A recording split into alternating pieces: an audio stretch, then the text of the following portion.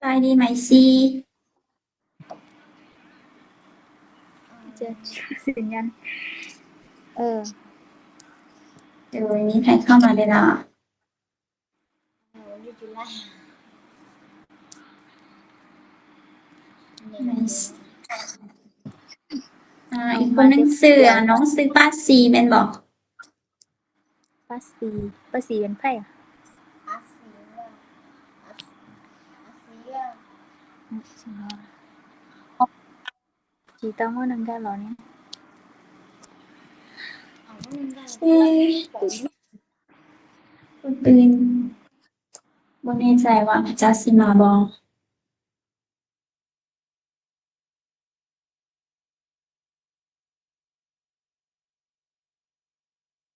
เป็นหยัง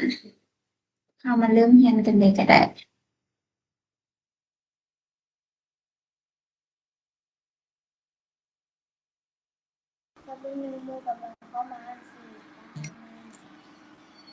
ถ้าบื้อดึงหรือมือกำลังเขามาพวกมีสัญญาณดี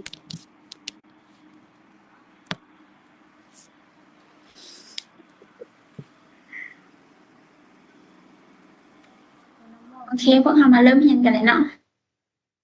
เราจะบ่ถามหมู่ละโอเคเมื่อวานนี้เราเรียนฮอดนี้เนาะแล้วมื้อนี้เรามาอ่าตัวเสียงตัวเสียงอีนี่ปกเหรอติหันปกติหันเสียงของมันจะเป็นจะเป็นเสียงหนึ่งเนาะแต่ว่าก็คือเป็นอีอันนี้ตัวนี้เป็นเสียงหนึ่งของมันตัวนี้เสียงอีค่ะมันจะออกเป็นเป็นเสียงหนึ่งก็ต่อเมื่อว่ามันหันอยู่แบบว่าอยู่เดียวๆแล้วก็เมื่อมันเป็นอยู่เป็นเลขลำดับแล้วก็อยู่ท้ายของประโยคแล้วเสียงของอีนี่จะเป็นเสียงหนึ่งนี้อันนี้แบบนี้อีอันนี้ตีอีชูวีถงอีอีความหมายของอีอันนี้แม่นหนึ่งเด้อเป็นเลขหนึ่งหนึ่งอีหนึ่งตีอีอันนี้ทีหนึ่งชูอีอืมเดี๋ยวอาจารย์เป็นแป๊บหนึง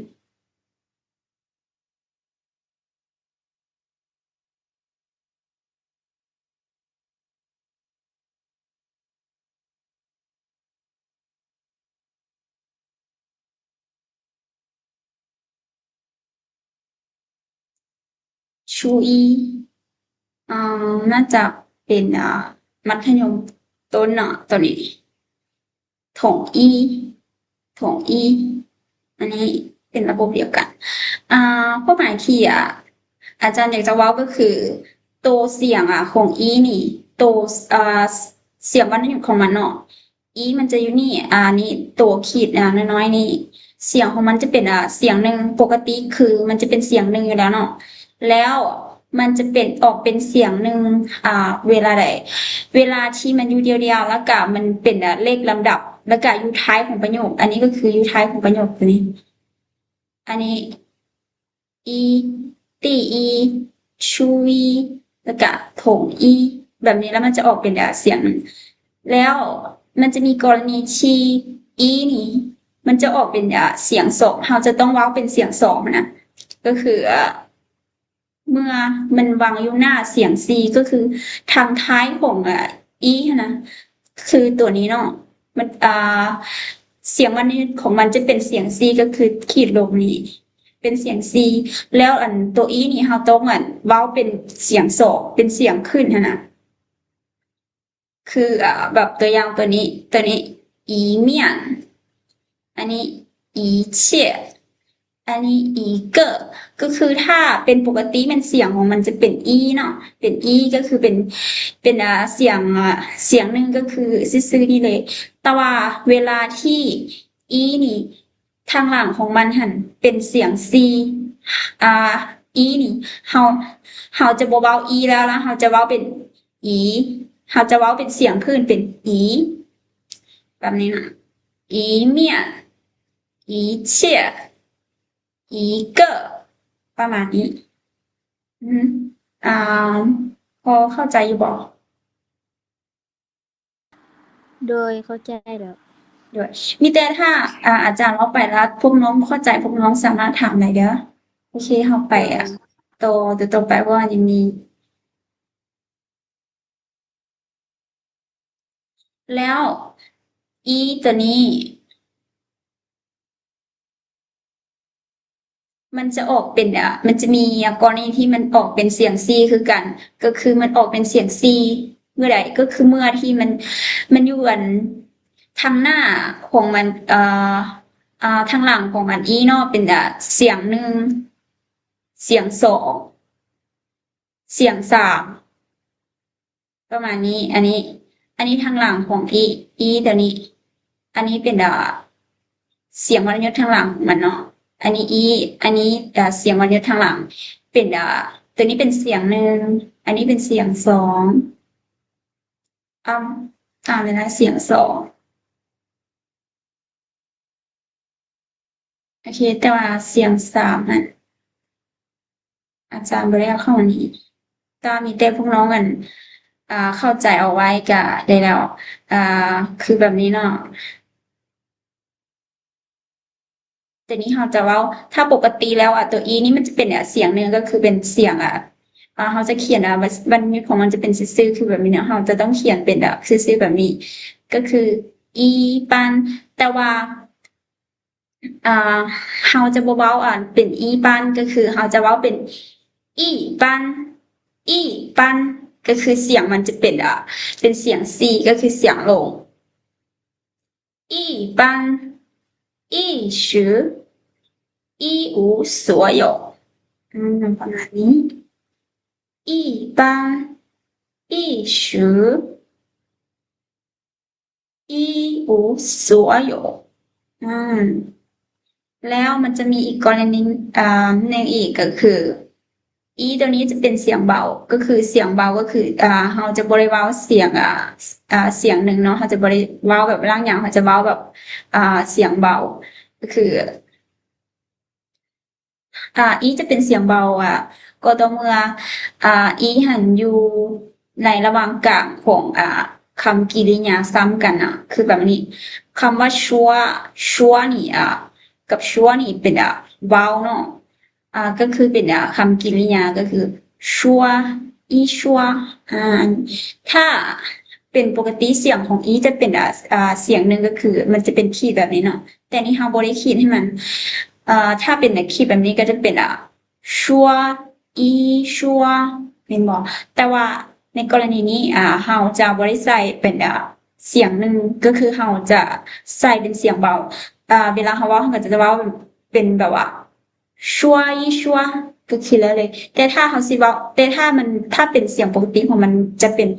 ชัวอีชัวแม่นบ่แต่ว่าถ้าเราต้องซื้อไว้คือกรณีมันมาอยู่อ่า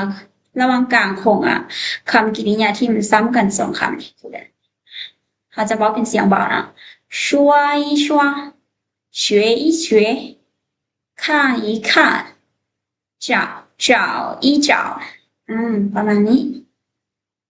พอเข้าใจบทตัวของอีนี่ตัวการออกเสียงของอีนี่ โดยเข้าใจโอเคซันเฮาไปโตการออกเสียงของปู้ความหมายของปู้ก็คือโบนะปกติแล้วปู้มันจะเป็นเสียงซีอันนี้เป็นขีดลบปู้ปู้หันมันจะเป็นเสียงซีเมื่อปู้หันอยู่แบบเดียวๆบ่ได้บวกกับพยางค์ตัวอื่น แล้วก็จะเป็นเมื่อปู้หันอยู่ท้ายประโยค แล้วก็วางอยู่หน้าของเสียงสองแล้วก็เสียงสามแล้วก็มีเสียงหนึ่งเนาะวางอยู่หน้าของเสียงหนึ่งเสียงสองแล้วก็เสียงสามคือแบบนี้ อันนี้ก็คือปู้หันอยู่เดียวๆบ่ได้มีประโยคอีหยังมาเลย ส่วนตัวนี้ปู้จะอยู่ท้ายของประโยค เพราะว่ามันจะมีประโยคมาแล้วจึงมีปู้คือมีประโยคข้างหน้าแล้วจึงมีปู้อันนี้คือปู้อยู่กับเสียงหนึ่งอันนี้ ปู้อยู่กับเสียงสองปู้อยู่กับเสียงสาม อันนี้เวลาเขาเว้าเขาก็จะเว้าเป็น不可以说不不干不行不好不可以说不不干不行不好ประมาณนี้โอเคเดี๋ยวหามาเบิ่งตัวต่อไปแล้วอันปู้หันปกติปู้จะเป็นเสียงซีแม่นบ่แต่ว่าปู้หันเราจะเว้าเป็นเสียงสองเมื่อปู้อยู่กับวรรณยุกต์ที่เป็นเสียงซีก็คือแบบนี้ อันนี้ปู้ปกติปู้จะเป็นเสียงซีเนาะเสียงลงแต่ว่าถ้าทางลาวปู้นี่เป็นเสียงซีปู้เขาจะเว้าเป็นเสียงสองถ้าปกติแม่นบ่ถ้าเป็นปู้อันนี้เราจะต้องเว้าเป็นปู้ตุ้ยแม่นบ่แต่ว่าเราจะบ่เว้าเป็นปู้ตุ้ยเราจะเว้าเป็นปูตุ้ยปูตุ้ยแล้วตัวนี้ทางหลังปู้ก็เป็นเสียงซีคือกันถ้าเป็นปกติเนาะเราก็ต้องเว้าเป็นปู้ชื่อแต่ว่าเราจะบ่เว้าเป็นปู้ชื่อเราจะเว้าเป็นปูชื่อปูชื่อปูชื่อนี่อันนี้ทางหลังปูก็จะเป็นเสียงซีคือกันฉะนั้นปูเราต้องเว้าเป็นเสียงสองก็คือปูปูลี่ปูลี่ต่อตัวอันนี้ก็คือเวลาเราเขียนเราก็ต้องเขียนเป็นเสียงสองคือกันเวลาเขียนโอเคแล้วมันจะมีอีกกรณีนึงก็คือปูหันจะเป็นเสียงเบาปูจะเป็นเสียงเบาก็ต่อเมื่อปูอยู่ระหว่างกลางของสำนวนเนาะคือแบบนี้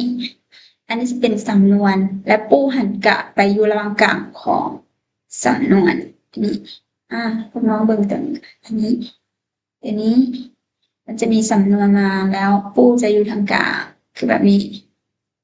แบบนี้ แล้วเวลาเขาเขียนหรือว่าเวลาเขาเว้าออกเสียงเขาจะเว้าปูหัน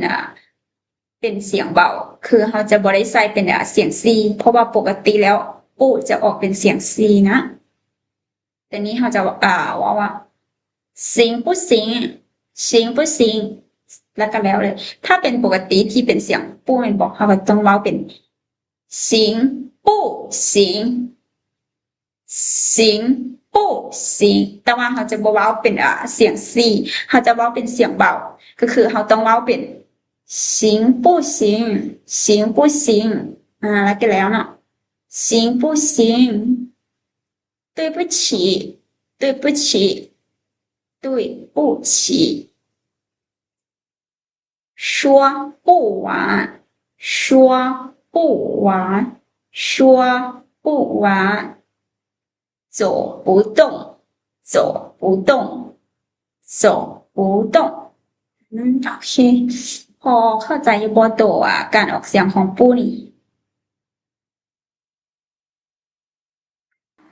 โดยเข้าใจโอเควันนี้ตัวนี้เป็นตัวที่เมื่อวานนี้อาจารย์บอกว่า อาจารย์ติดหนี้พวกน้องเอาไว้นะแล้วอาจารย์หันไปหาข้อมูลมา ก็คือหลักการในการใส่วรรณยุกต์ในภาษาจีน ก็คือเฮาสิรู้ได้จังใดว่าเฮาสิใส่เสียงวรรณยุกต์เสียงที่พวกเฮาเรียนไปเมื่อวานเนาะก็คือจะมีเสียงหนึ่งแม่นบ่หนึ่งเป็นขีดเสียงเสียงสองใส่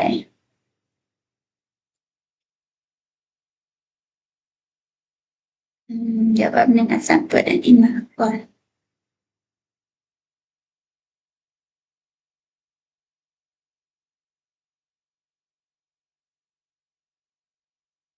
อันนี้เนาะตัวเสียงของเฮา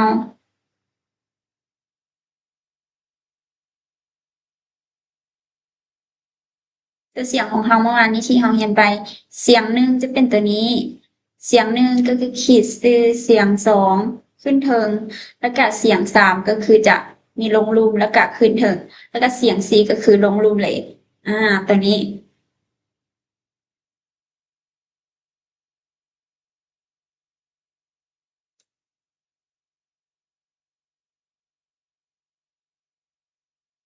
แล้วเฮาสิรู้ได้จั่งใดว่าวันเสียงวรรณยุกต์เฮาสิไปใส่อยู่ไสเฮามาเบิ่งการที่เฮาจะใส่เสียงวรรณยุกต์เนาะเสียงวรรณยุกต์เฮาจะใส่อยู่เทิงสระแล้วการใส่อยู่เทิงสระหั่นแม่นเฮาจะอิงใส่แต่โตสระเดียวก็คือเรียงลำดับก็คือในกรณีที่สระมีตัว r แม่นเฮาจะใส่อ่า เราจะเลือกใส่ตัว R ก่อน แต่ว่าในกรณีที่อยู่ในสระหันมีบ่มี R มี O เราก็จะเลือกใส่ O แล้วก็เลือกใส่ E อันนี้ตามลำดับเนาะอันนี้ก็คือตัวเรียงลำดับที่เราจะเลือกใส่ว่าเราสิเลือกใส่เสียงวรรณยุกต์อยู่ตัวใดโอเคเรามาเบิ่งตัวรายละเอียดก็คือ ในกรณีที่เป็นสระเดียว ก็คือสิเป็นสระอีหยังก็อย่า ถ้ามีเดสลาตัวเดียวก็คือเราจะใส่อยู่ทางเทิงของตัวสลาเลยอันนี้จะเป็นตัวนี้จะเป็นตัวพยัญชนะเนาะตัวนี้นะเธออันนี้ตัววอกับเกอเนเลแล้วก็ชีอันนี้จะเป็นพยัญชนะพยัญชนะของเราตัวนี้อืม แต่ว่าเราการใส่วรรณยุกต์แม่นเราจะใส่อยู่ถึงหัวของสระเราจะบ่ได้ใส่อยู่กับพวกนั้นจือคือบ่ต้องใส่อยู่ถึงหัวของพยัญชนะเลยต้องใส่อยู่ถึงหัวของสระก็คือถ้ามีแต่สระเดียวก็คือบ่ว่าจะเป็นเราจะบ่ได้เรียงเนาะถ้ามันมีแต่สระเดียวก็คืออ่าทั้งทั้ง6ตัวนี้ก็คือมันสระตัวใดก็อย่าถ้ามันมีแต่ตัวเดียวคือแบบนี้ เราก็จะใส่อยู่ถึงหัวของมันเลยเราบ่ต้องไปเลือกก็คือใส่ไปเลยนั่นคืออันนี้ถ้า我个你路去อ่าอ่าลืม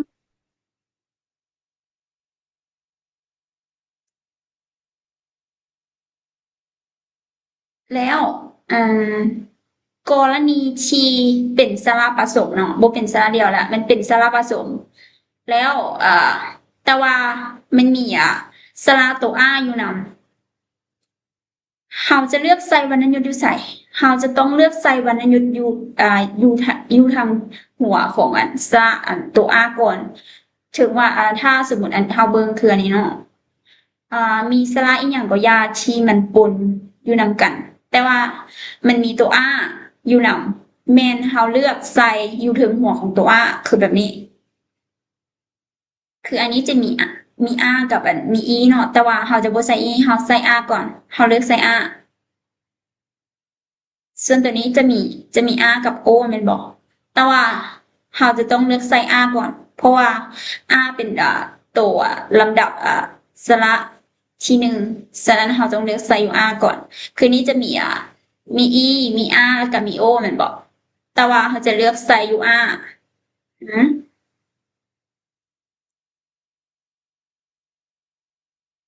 ส่วนคือแบบตัวนี้จะมี U กับมี R แล้วเราก็ต้องเลือกมาใส่อยู่ R คือแบบนี้อันนี้จะเป็น白单帮好挑下想หวงแล้วกรณีที่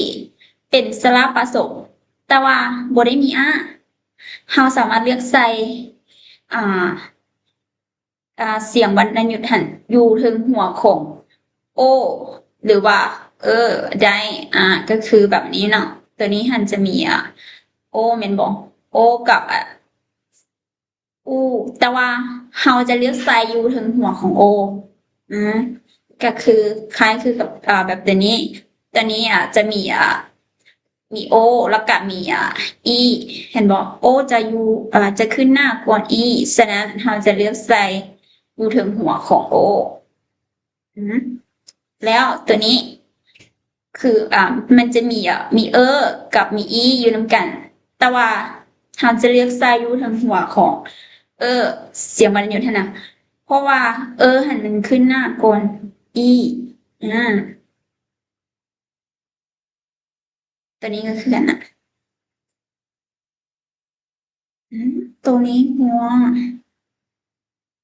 อืตัวนี้เดี๋ยวอ่ะอาจารย์น่าจะใส่ผิดนะตัวนี้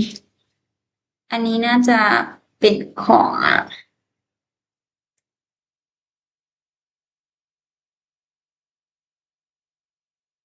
เคมีปอกอะไรก็ได้ตัวนี้มันต้องเป็นของตัวเทิงที่มีเนาะเพราะว่าตัวนั้นมันมีสระอาจารย์นั้นจะเขียนใส่ผิดโอเคก็คือตัวนี้จะเป็นตัวนี้อ่านออกเสียงโตผงชงเล่เปิ่นเติ้งเสียโอเคแล้วกรณีที่เป็นสระผสม แล้วมีแต่มีมีแต่สารผสมที่เป็นอ่าอีอูกับอูอีเนาะเราจะเลือกใส่เสียงวรรณยุกต์ใส่ตัวที่อยู่ทางท้ายก็คือถ้าสมมุติว่าเห็นบอกอันนี้ก็คือถ้าไอกับบแม่นสำหรับอีกับอูก็คืออูมันจะอยู่มันจะอยู่ทางท้ายเนาะฉะนั้นเราเลือกใส่เสียงมันอยู่ใส่ทางหัวของอูแล้วตัวนี้ก็คือกันก็คืออูหันมันอยู่ทางท้ายฉะนั้นเราจะเลือกใส่เสียงมันอยู่ถึงหัวของอูตัวนี้ก็คือกันแล้วตัวนี้เป็นอูกับอีเนาะแต่ว่าอ่า ตัวอีหันมาอยู่ทางท้ายฉะนั้นเราจะเลือกใส่เสียงวรรณยุกต์อยู่ทางหัวของอีแต่ว่ามันจะมีอีกตัวหนึงก็คือเวลาเราใส่เสียงวรรณยุกต์ใส่ทางหัวของอีเนาะตัวหมายจับนี่คือตัวนี้ตัวหมายจับทางเทิงของอีตัวนี้เราจะเอาออกเลยเนาะแล้วเราก็จะใส่เสียงวรรณยุกต์ไปเลยคือแบบนี้เราเขียนอ่า ดีแล้วก็ใส่เสียงวรรณยุกต์ไปเลยบ่ต้องใส่จ้ำให้มันกันนะถ้ากรณีที่มันอยู่ทางท้ายแล้วเราจะใส่เสียงวรรณยุกต์ให้มันแต่ถ้ากรณีที่มันบ่มีเราบ่ได้ใส่เสียงวรรณยุกต์ให้มันเราก็ต้อง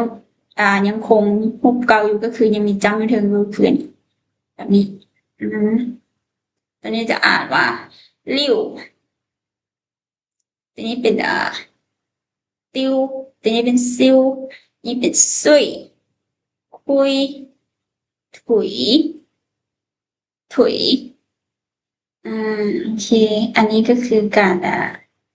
ใส่เสียงพวกนี้ที่อาจารย์เว้าในนี้พอเข้าใจบ่ทุกคน โดยเข้าใจโอเค เข้าใจอยู่ อ่ายังยังบ่หมดแล้วมันจะมีอีกตัวที่เป็นเสียงเบาเนาะก็คือเป็นมันจะมีเสียงวรรณยุกต์ของเขาจะมีอยู่4เสียงแม่นบ่แล้วก็มีอีกเสียงหนึงก็คือเป็นเสียงเบาเสียงเบาก็คือเราจะบ่ได้ใส่อีหยังเราจะบ่ใส่เสียงวรรณยุกต์อยู่เทิงๆเนาะก็คือแบบนี้ตัวนี้นี่แบบนี้เราจะบ่ใส่เราจะบ่ใส่เสียงวรรณยุกต์ให้มันเลย อันนี้ตัวนี้อ่านว่าป้าป่านี่เป็นเก้อเก้อทีนี้ตี้ตี้แม่แม่โอเคแล้ว มันจะมีอีกกรณีหนึ่งก็คือเมื่อคือแบบนี้เนาะกรณีที่มีสองพยางค์แต่ว่าพยางค์ข้างหลังนี่ มันขึ้นต้นด้วยอ่าสระที่เป็นR O แล้วก็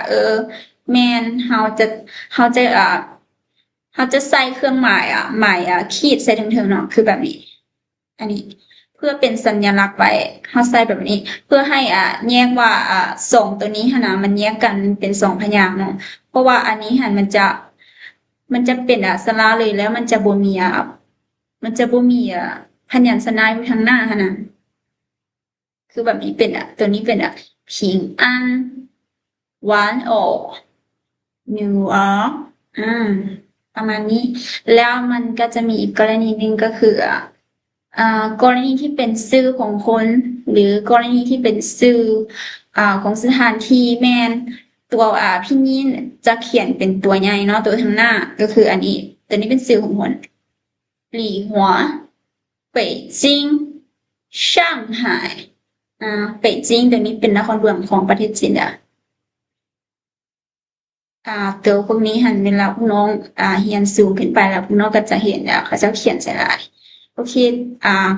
พอเข้าใจอยู่บ่ตัวนี้ โดยเข้าใจ โอเคมื้อนี้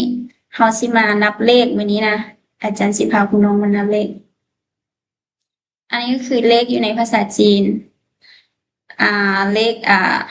เลขศูนย์หลิงหนึ่งอีสองสามสี่ห้าหกเจ็ดแปดเก้าสิบ11 12 13 14 15 16 16 15 16 17 18 19 20ก็คือ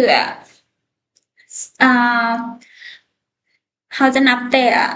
ศูนย์ไปฮอด10แม่นบ่แล้วก็ถ้าเป็น11เนาะมันก็จะเขาก็จะเว้า10แล้วก็ต่อท้ายด้วย1ก็คือ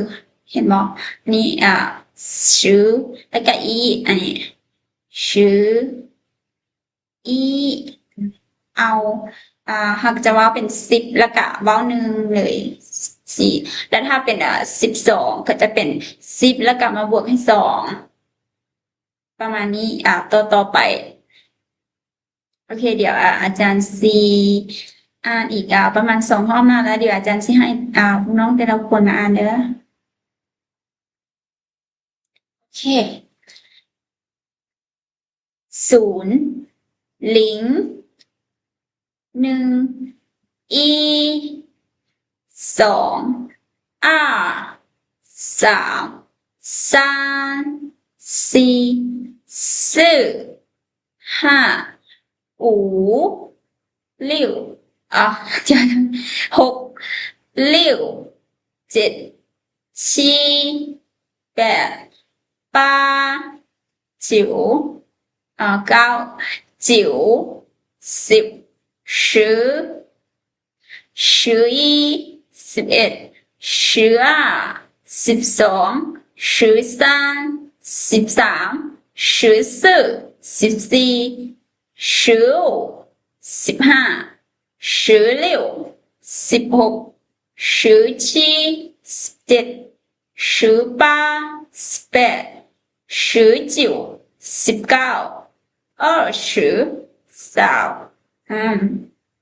เดี๋ยวอาจารย์ซีเว้า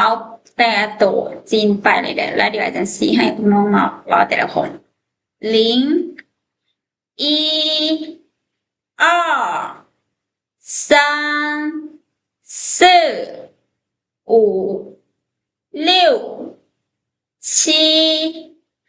八九十11 12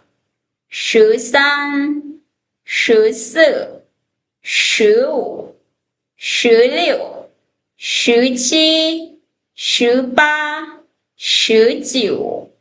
20โอเค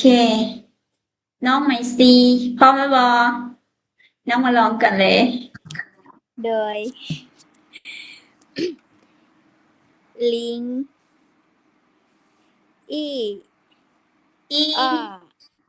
อี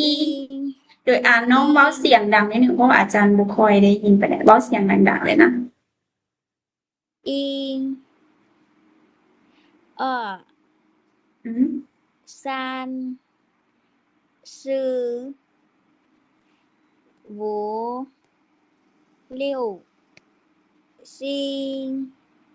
八九十十，十对，1112131514，141516十17，ว่าได้个17十不免十，17，17对，1819对，20โอเคเก่งหลายเดี๋ยวคนต่อไปอ่าป้าซีบอ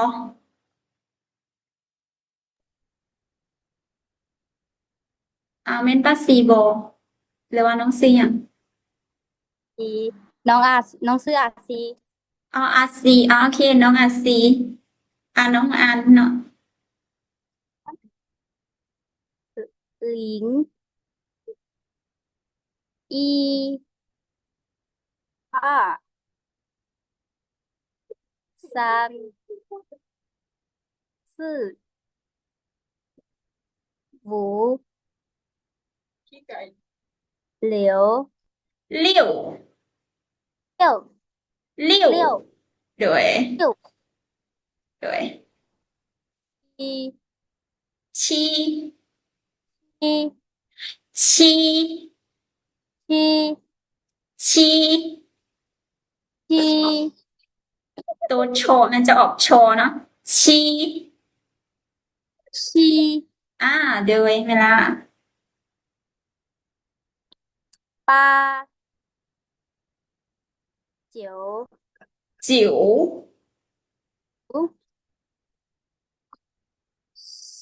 四ชือมันจะเป็นเสียงขึ้นชือ十โดย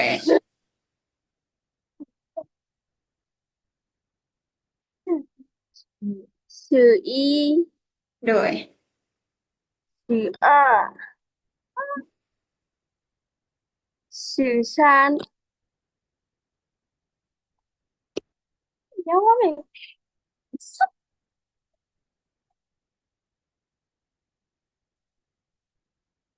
ได้ยินบอกน้องอาซี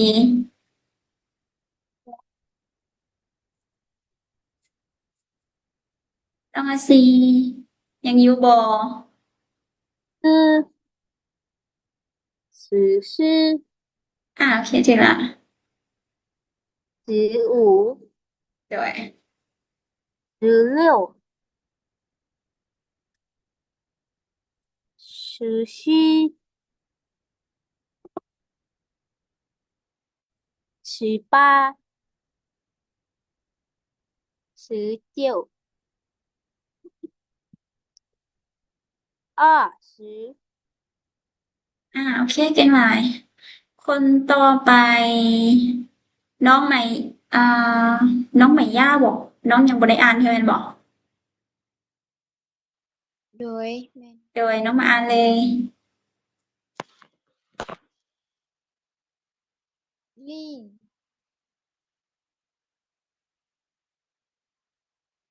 เป็นลิงบ่หลิงหลิงโดยหลิงอีอ้อฉัน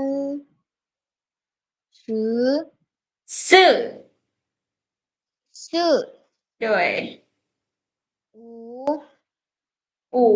เลี้ยวบู อู่อูบ่ต้องลากเสียงยาวอู่แล้วก็แล้วบ่ต้องลากเสียงยาวอูแม่นถูกแล้วเลี้ยวซีปาเจียว สือ ชื่อ สือ มีแล้ว สืออี ชื่ออี สืออี ชื่ออี สืออี โอเค สืออ้อสือซันสือซื่อสือสือหู 对，ถึงแล้ว สือลิ่วสือซี่ 17สือชี对，สือป้าสือ19สือจิ๋ว对，สือโอเคเก่งหลายคนต่อไปอนุ น้องซื้อเกียร์หลี เอา เอ่อเดี๋ยวให้ ลิง อนุมาเว้ากันเด้อ โอเค โอเค เดี๋ยวอนุมาเว้ากันเลย หลิง อี อี เออ อี อี 对， อี เออ สาร 三 สื่อซาน 对 ซื่อ 对， อู่ 嗯， เลี้ยวเลี้ยว 六เป็นเสียงลงนะ เลี้ยว 六 เลี้ยว ทีละ ฉี 七 ชี 对七 ปา เป็นเสียงซื่อๆเลย จีปาเจียว 对， สือ 十 อี 十 ชือชือ อ่า ชืออี 十一 ชืออีชือเออ น้องจะต้องออกเป็น十一 ชืออี โอเค ชือเออ โดยสิละ ชือ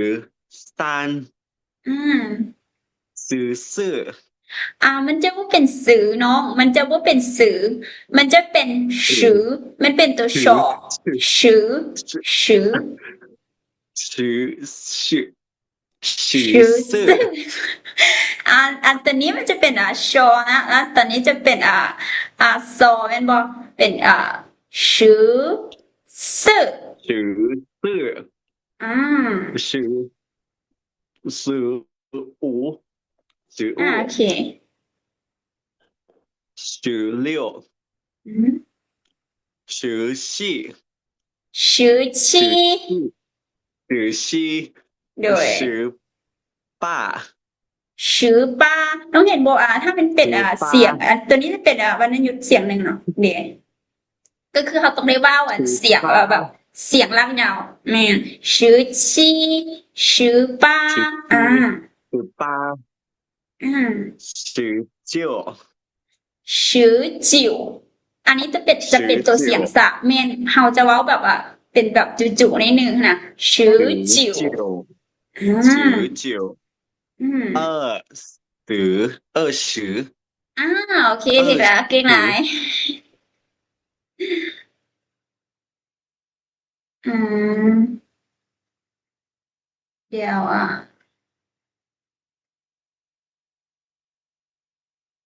เมื่อกี้เสือน้องซื้อเกียวแม่นบ่ แม่มน้องซื้อเกียร์ โอเค น้องเกียวมาอ่านเลย หลิง ลิง หลิง โดย อี โดย เออสัน ซัน ซาน เอ้ย ซื่อหู ลิ่ว ชีปาโจ